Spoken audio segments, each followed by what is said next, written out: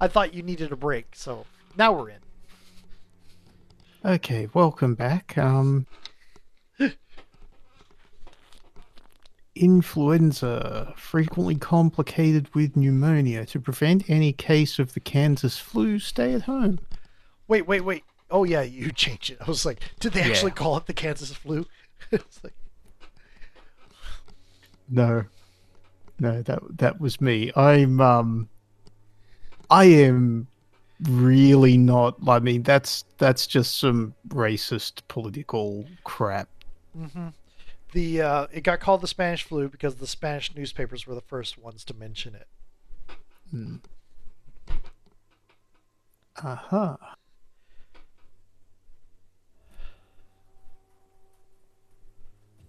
Who are you? Good evening, miss. I'm Dr. William. I'd like to ask you a few questions. I know what you're thinking. A tall stranger who meets a girl in the street at night. It reeks of the penny dreadfuls. But I mean you no harm, truly. I don't think she can talk. I know you understand what I'm saying. Your silence has nothing to do with you being mute, does it?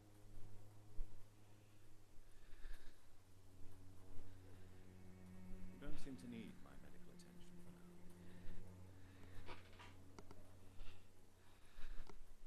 Camellia, I know you work for Dorothy Crane. Please tell me about her secret dispensary. A stubborn and mute comrade. Nurse Crane and Darius Petrescu have been Wait. So, is telepathic command the vampire equivalent of shouting louder to get a deaf mute person to talk?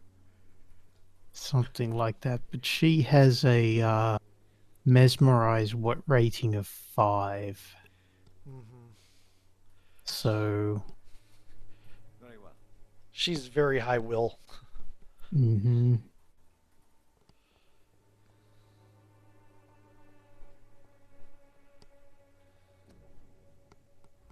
yeah, the flower bouquets all have the message. Yep. Suppose, let's see here. There's the mailbox and the poet in the cemetery, I think, or behind the Yeah. church. The the disciples in the cemetery probably dead. Oh yes, that's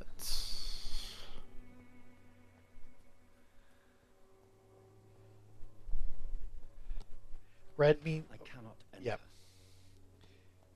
Red means we can't open it, I guess. yeah. All right, so we need to go around. Ooh, more places to loot. Oh, my dearest, most beloved children, I am so sorry you have not heard from me for a few months. The situation in London has been difficult. I know it may sound selfish and silly when you, my children, are still living in a country consumed by war, but there is also a war going on here in England. A war against poverty and against injustice. This is a war I intend to fight despite my advanced years. This is why I'm writing to you today. I won't be coming back to Romania. It probably means I won't see you again before I die. Don't be sad, my darlings. You have grown up now, and you have children of your own. You know the sacrifice we sometimes must accept to make the world a better place. This is one I must make now, to feel useful one more time. I wish you a long and happy life. Kiss my grandchildren for me, and remember that your father loves you all the way from this cold, damp country. I am as ever your loving father, Darius Petrescu. The content of Darius' letter to his children could give me more leverage to enter. We Indeed. just robbed the mail. Was it in the mailbox or was it in the trash next to the mailbox? It was in the trash next to the mailbox. So technically, we haven't. Indeed. Speaking of which, the post office for a while, it's kind of on the back leg right now because certain people didn't like them. Um, but the post office in the U.S. for quite a while really didn't want to mess with them. Oh, hell no. Like, no, the the idea that you can privatize absolutely everything is just one born from um capitalism, Yeah, basically.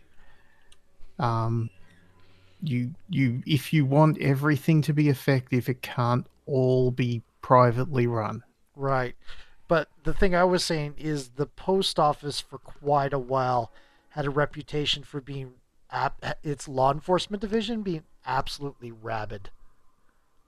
Oh yes, and and so it should. Yeah. Okay, you're a level 10.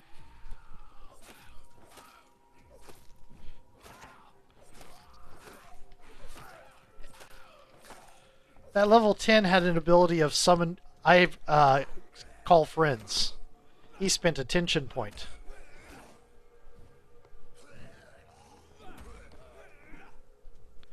Oh, you killed him with the stun. Yeah, I wanted to eat someone, heal up a little bit.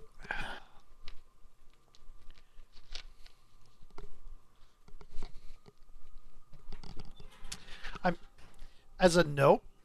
I still remember in going into the post office and seeing bounties posted. Well, Just very, very Texas. yeah, no, this was like very general post office things. Like for information regarding someone that's messed with the mail, we'll give this much. For capture of someone that's killed a postal worker, we'll give you this much.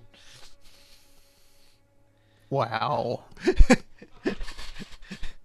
Reckon this guy's a poet? Seems like it. At least he believes. At least he might thinks it. He is. Good evening, sir. I'm Dr. Reed. I would like to ask you a few questions. Please be my guest.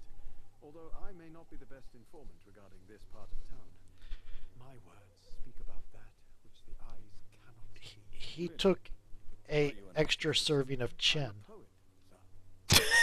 Rivicott at your service. May I ask what you're doing at this hour? Do you live here? Not at all. I'm just enjoying the pleasure of a quiet walk. Though night talks are always preferable, if you ask me, especially with strangers. But are you not afraid of the epidemic? Oh, why should I? I see some equity in the Spanish flu. No flesh should be saved, say the scriptures. Good or evil, rich or poor, all are equal in the eyes of the flu. I have some bad news for you. If you say so. But as a physician in a time of epidemic, I must caution you to avoid unnecessary exposure, sir. Thank you, Doctor. But we both know the seeker of truth has to go boldly where the weak dare not. And if you wonder why our infection rates keep climbing, Yep. What are your thoughts on the terrible situation in the city? Terrible, you say? No. Of course, the death of so many innocents is a tragedy. But the scourge has not been all bad for the city. Oh, no, sir. What are you talking about? Do you remember London before the flu? Noisy, cacophonic, quiet nowhere to be found. And now, listen to this oddly peaceful silence.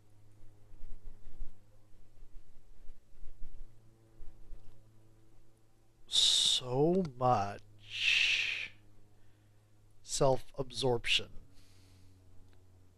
Peaceful? That's quite an unusual way to speak about the epidemic. And very inappropriate, I must say. Most people fail to understand my perspective. I don't blame them. But how could I call myself a poet if I veiled my feelings? Are you aware that your life could be in danger in this part of town? But this is where I must be to feel the real beat of the city. I had to come, see it for myself, alone. You have no sense of empathy. If some misfortune came upon you, who would be here to help you? Well, you for a start, my dear doctor.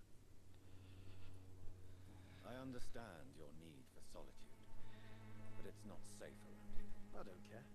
I don't have many friends, Doctor, and my family despises me. They're right.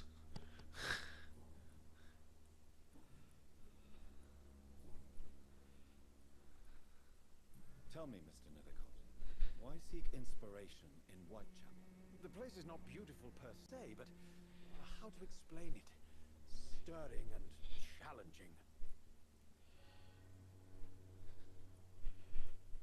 In what way, exactly? The struggle by gaslight, the barren smiles and the added hunger under the rain. If you say so. Such vibrant antagonism and vivid paradox. The stripped humanity raged across each street. Vivid, of course, yes. And what about the poignant distress? Oh yes, the poignant distress. You see what I mean, don't you? That's what I want to write about, and that's what Whitechapel is made of. Yeah, he thinks he's a poet. Do you not think it a little morbid? On the contrary, sir, Whitechapel is full of life, full of beauty. Just like my dear muse, the wonderful Camellia. What can you tell me about Camellia? Not much, and that's the beauty of it. She can't speak, you know. She's a locked mystery who exhales kindness and sweetness.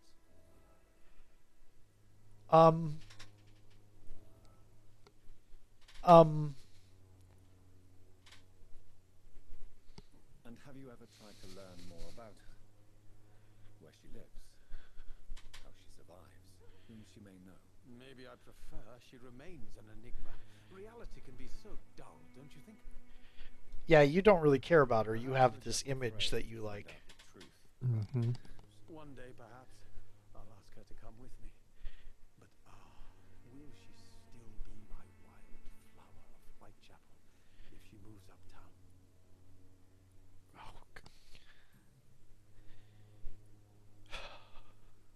Do we tell him? I don't want to give him leverage, but let's see. It's blue. Yeah, let's. So sorry. It's blue. Yep, go. Did you know the mute florist is a member of a secret society? No, I didn't. But I thank you for this information, sir. For it only enriches the mystery surrounding the precious Camellia. He's not a romantic. He's a stalker. Are you not curious? Is there not more you wish to know? That girl has not an ounce of malice in her. Whatever she may be hiding, it's certain to be for the benefit of most, if not all. I fear you are a hopeless romantic, Mr. Nethercott. Guilty as charged, Dr. Reed. I'm not exactly sure what you can say he has. I'm not sure you can call it malice so much as just a complete lack of empathy. It may be wise to let you prescribe me something. I don't feel like I should.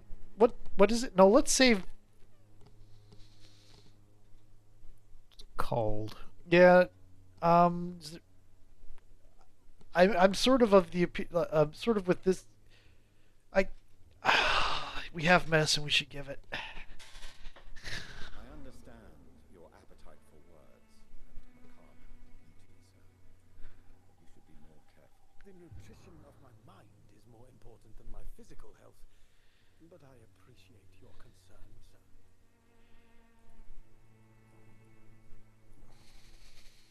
May I ask you a few questions about the district? Extraordinary part of town, is it not? I'll be glad to help you, if I can. I'm looking for Dorothy Crane. Oh, I love the name. The Crane of Whitechapel. Sounds very mysterious. But, sorry, no, never heard of her. Yeah. sorry. Yep. Can you tell me about an old man Nope. called We came here to ask about this anyway. Yes, I know him. Yeah. At first, I thought he was only a small publisher. I invited him to publish my work, but his reaction was pretty clear. Not interested in your talent? Darius is an old political activist who takes delight in printing tracts and lampoons. Those communist activities only require mediocre writing skills.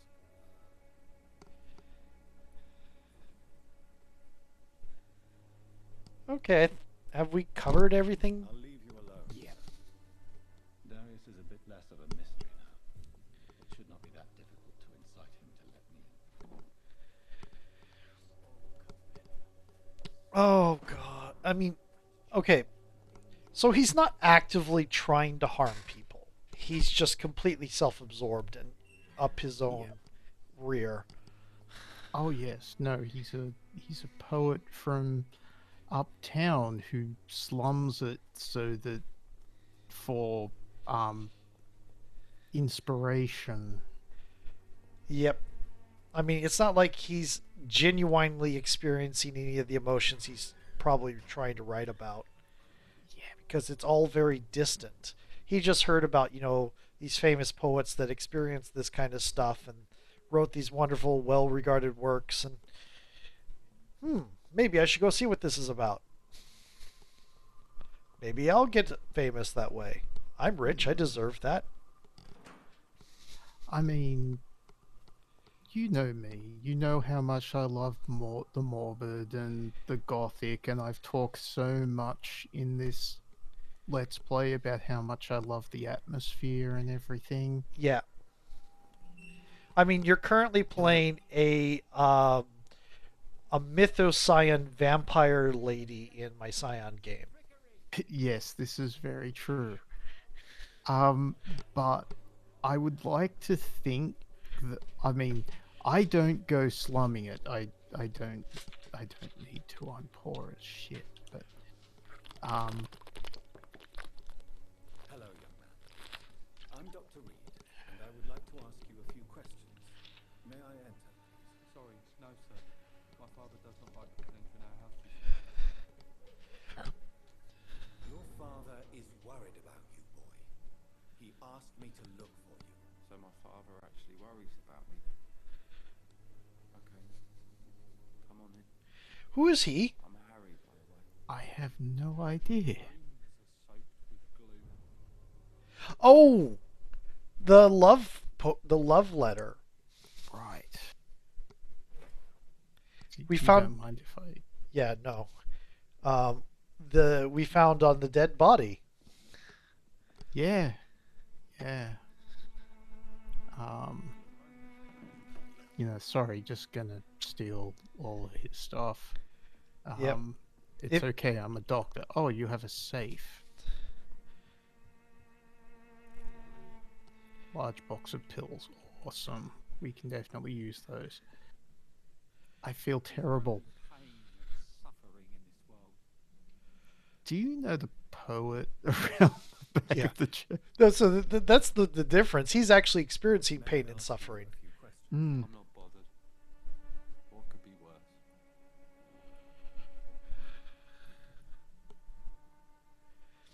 How do you feel? I'm fine. I mean, it's not easy every day. I'm fine. I'm just tired of being sick all the time. If only I could be tough. Well, Speaking of which, what can you tell me about your father? my father is an idiot who makes idiot things. That's all I have to say. Forgive my bluntness, young man, but you don't seem happy living in Whitehall. Why should I? I never wanted to come here in the first place. It was my father's decision. Look around you. Does this look like a nice place to live?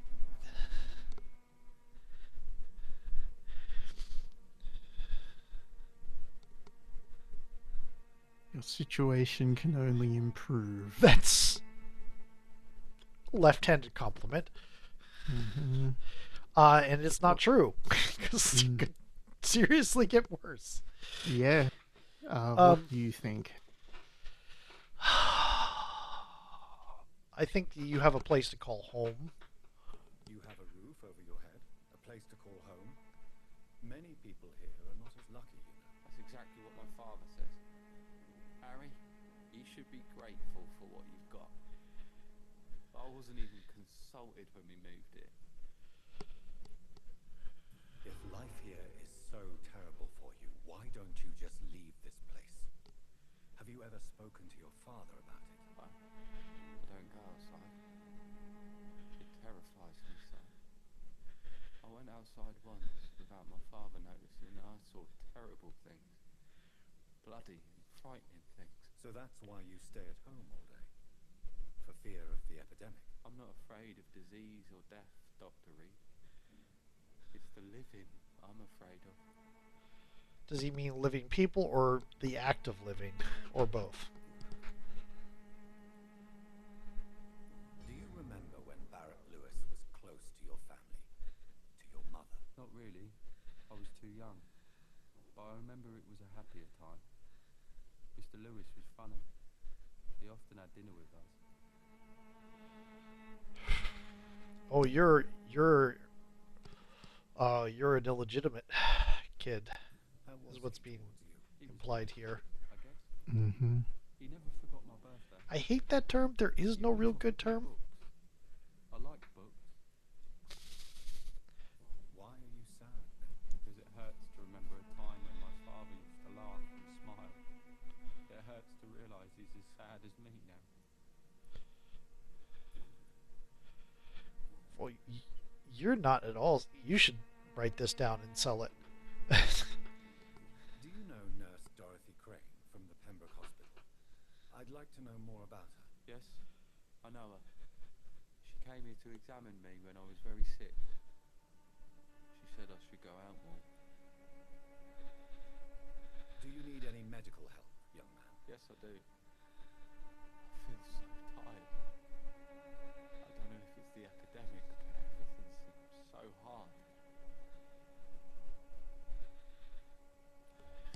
Yeah, we need more cures for fatigue. I will see you later. Hmm. It seems to be we're getting a good list of what's needed though, because it shows up in Yeah. that menu. Yeah, we're going to have to We're we're about going to have to go back to the hospital and find some more stuff and just craft a whole bunch of stuff for and then everyone. go around the video making rounds. Yeah, Before you over here, I think we should switch videos. cool. Okay.